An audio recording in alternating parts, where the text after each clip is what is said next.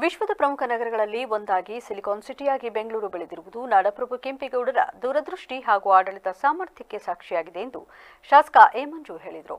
ಅರ್ಕಲಗೂಡು ಪಟ್ಟಣದ ಶಿಕ್ಷಕರ ಭವನದಲ್ಲಿ ತಾಲೂಕು ಆಡಳಿತದ ವತಿಯಿಂದ ಶನಿವಾರ ಆಯೋಜಿಸಲಾಗಿದ್ದ ನಾಡಪ್ರಭು ಕೆಂಪೇಗೌಡ ಜಯಂತಿ ಕಾರ್ಯಕ್ರಮವನ್ನು ಉದ್ಘಾಟಿಸಿ ಮಾತನಾಡಿದರು. ಕೆಂಪೇಗೌಡರು ನಿರ್ಮಿಸಿದ ಬೆಂಗಳೂರು ಇಂದು ಅಂತಾರಾಷ್ಟ್ರೀಯ ಮಟ್ಟದಲ್ಲಿ ಗುರುತಿಸಿಕೊಂಡಿರುವ ಮಹಾನಗರವಾಗಿ ಬೆಳೆದಿದೆ.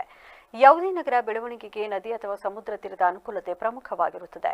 ಇಂದು ಸರ್ಕಾರಗಳು ಮಹನೀಯರ ಜಯಂತಿಗಳನ್ನು ಆಚರಿಸುತ್ತಿವೆ, ಆದರೆ ಜಯಂತಿಗಳು ಕೇವಲ ಜಾತಿ ಅಥವಾ ಸಮುದಾಯಕ್ಕೆ ಸೀಮಿತವಾಗಬಾರದು ಎಂದರು.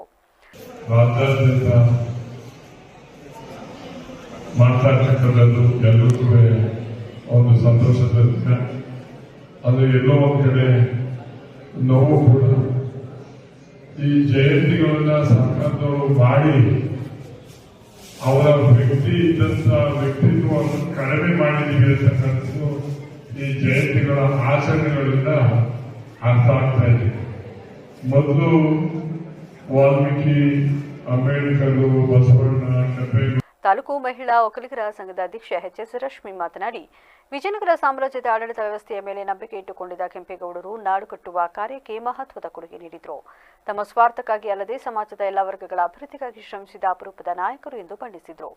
ಕೆಂಪೇಗೌಡರ ತಂದೆಗೆ ಇದ್ದಂತಹ ಧೈರ್ಯ, ನನ್ನ ಮಗ ಮಾಡಲಿಕ್ಕೆ ಮಾಡ್ತಾನೆ ಅನ್ನೋ ಒಂದು ಛಲ ತಂದೆಗಿದ್ದಾಗ ತಂದೆ ತನ್ನ ಮಗನ ಎಲ್ಲಿ ತನಕ ಮುಟ್ಟಿಸ್ತಾರೆ ಅಂತ ಕಾರಣಕ್ಕೆ ನಮ್ಮ ಕೆಂಪೇಗೌಡರ ಸಾಕ್ಷಿಯಾಗಿದ್ದಾರೆ.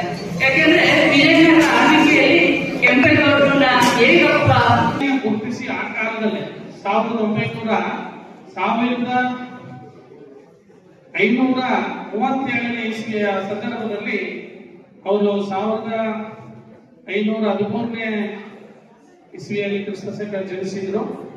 37ನೇ ಇಸ್ವಿಯಲ್ಲಿ ಅವರು ಬೆಂಗಳೂರು ನಗರವನ್ನು ಒಂದು ಒಳ್ಳೆ ನಗರವನ್ನಾಗಿ ನಿರ್ಮಾಣ ಮಾಡಿದ್ರು ಅಂತ ನಾವೆಲ್ಲ ಓದಿದ್ದೇವೆ, ಪಾಠಗಳಲ್ಲೂ ಕೂಡ ಇದೆ.